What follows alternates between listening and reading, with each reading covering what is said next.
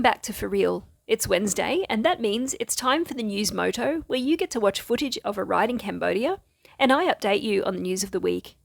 Today we have a guest ride from Autumn in Asia, taken from his recent trip to CHARITIES. Check out his channel if you want to see some of that part of Cambodia. At For Real, we donate all of the money we earn from YouTube to charities in Cambodia. Here is the total we've donated so far. It is thanks to you that we can do this, because watching our videos helps us to earn this money. We are very excited that Heartprint's Match at May is finally here. Every donation made to Heartprint throughout the whole of May will be matched by their match partners just like us. We've contributed $800 for this matching. This means your donation will be multiplied up to 17 times the original amount until all of the committed funds are exhausted. So the sooner you donate, the more your donation will be matched. If you can spare $5, now is a great time to consider donating it, because your $5 could become $85. A little bit of help becomes a huge support network for a whole community.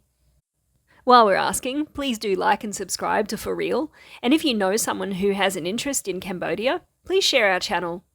Before we get started, a quick plug about the video we've got coming up on Sunday. It's an overview of the different areas you can live in Siem Reap, so look out for that one. Today is Wednesday the 3rd of May, and today we kick off with some free tickets, head down to Sihanoukville for a new pub street, and finally score a goal with a winning salad. Southeast Asia Games fever is hitting Cambodia in a big way right now. Crowds of Cambodian football fans crowded the Fan Sports Store ticket booth in Eden Garden to gain tickets to see their heroes play.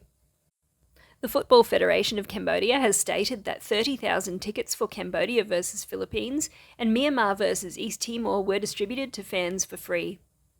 Only one person can get one ticket, and that one ticket can be used in both games. I wonder if you could give your ticket away if you only wanted to watch one game and not the next. In some very exciting news, a feasibility study for the Phnom Penh to Siem Reap Expressway will be completed this month. If it goes ahead, it will be Cambodia's third expressway, with the first being the one between Phnom Penh and Sihanoukville, the second being the one currently under construction between Phnom Penh and the Mok Bai border with Vietnam. Can you imagine how good it would be if the journey between Siem Reap and Phnom Penh was reduced to about 3 hours? It's currently 322 kilometres, but this might change depending on where it is proposed that the expressway be built. A new container port at the Sihanoukville Autonomous Port with a water depth of 14.5 metres was also mentioned. A depth of 14.5 would allow 93% of ships in the Asia-Pacific region to dock. A high-speed rail link from Phnom Penh to Poi Phet and from Phnom Penh to Sihanoukville has also been recently mentioned, but best not to count those eggs just yet. Next we have some sad news. Australian author Daryl, who co-authored 2 groundbreaking books on Cambodia's architectural heritage, died in Siem Reap, aged 76. He first came to Cambodia in 1994 as part of an Australian government grant to revitalise the National Museum in Phnom Penh. After a year and a half, he briefly returned to Australia, resigned from his position at the National Gallery in Canberra, returning to Cambodia and the museum in 1996. His first book on Cambodian architecture was called Building Cambodia, New Khmer Architecture 1953 to 1970, and it was published in 2006. His second book, Cambodian Wooden Houses, 1,500 Years of Khmer Heritage, was only published last year. The Deputy Prime Minister has praised the second book as a rich document that showcases the history, evolution, as well as techniques, traditions, and elaborate motifs developed by Khmer workers of wood over the past 15 centuries. Collins left Phnom Penh in 2006 after buying a wooden house on Kopi Island in the Mekong River in Kampong Cham province and transporting it to Siem Reap, where it was rebuilt near Wat Dam Nak. He conserved another 2 wooden houses which now stand on the outskirts of Siem Reap. Talking about areas of rich cultural heritage, authorities are considering establishing a pub street and street food area in Sihanoukville. The Tourism Minister made the remarks at a press conference on the tourism potential of Sihanoukville. However, budget, date and size of location have not yet been confirmed for the project to establish a pub street. The Mayor stated night tourism is very attractive. The tourists who enjoy nightlife also enjoy street food. I have talked to the Provincial Governor to find a way to set up a pub street. We can also arrange a street food sale. Street food, such as drinking a bottle of beer and eating crabs, shrimp, snails, is a very popular pastime among tourists. He also said that tourists prefer to walk at night when the weather is cool, and they also like to do shopping. As Sihanoukville is home to many beaches, the provincial authorities are also planning to establish a seabed war museum and organise a tour showcasing biodiversity on the seabed. The governor also stated that 2/3, or 20, of Sihanoukville's 30 islands are currently under development.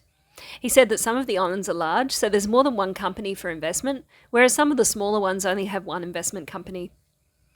We'll be heading down that way later this year to have a look for ourselves. Hopefully we can meet some of you, friends of our channel who are living in the south, along the way. The Department of Agriculture, Forestry and Fisheries of Stung Treng Province announced that the fishing season closed 1 month earlier than normal for the conservation of dolphins, biodiversity and spawning grounds. The director of the Stung Treng Provincial Fisheries Administration has urged fishermen to respect the biodiversity of the Mekong River and stop using illegal fishing gear in the closed and open seasons, as well as not to fish in areas where fish spawn and dolphins live. The fishery officials have used all kinds of educational methods, and in the past, officials have confiscated equipment and detained suspects for legal action. A provincial hall spokesman said fishing in Stung Treng was different from that done along the Tonlé River because there are 4 dolphin areas in the province which the authorities are required to conserve. Most fishermen are aware of the fisheries law, but there are still some who engage in illegal fishing activities by using electric shocks and fishing in conservation areas. This is largely due to the extreme poverty in the area. Illegal fishing activity cannot be dealt with by the community, but only reported to the authorities, who don't always react quickly enough due to the lack of resources, and therefore fishing crimes still occur during the night. Without a viable alternative, it isn't likely to cease. Let's move on to some shocking crime news. A gang of ambitious thieves who targeted giant electricity pylons have been arrested by Praia Sihanouk police. Police arrested 7 suspects who were involved in stealing the pylons.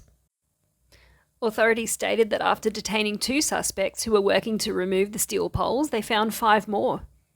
The pylon purloiners were also found with 66 pieces of state electricity poles. At present, the suspects and their exhibits have been sent to the Praia Sihanouk Provincial Court for processing. Phnom Penh Capital Hall and the Department of Public Works and Transport have been working day and night on the new traffic sign campaign in Phnom Penh.